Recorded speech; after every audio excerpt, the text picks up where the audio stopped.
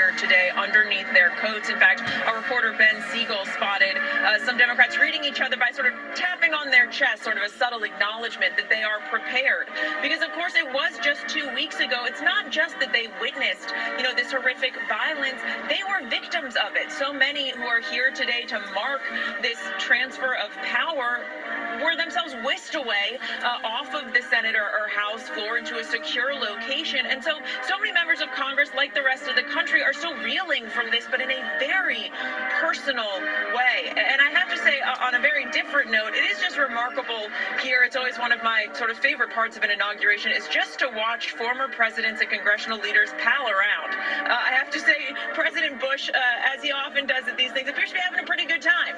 It's just fun to be able to see all of them interact. The children, the grandchildren. We saw Joe Biden's granddaughters there. He is so incredibly close with them. They talk all day pretty much in one never-ending constant conversation. There they are, along with the youngest Biden there, Hunter Biden's baby son.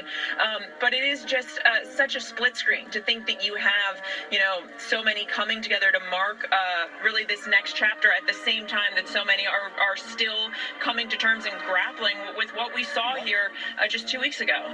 That's right, Mary. And I want to bring in Pierre Thomas for more on that because, Pierre, every single day that goes by, we learn how much more horrifying it was inside that Capitol, inside those chambers.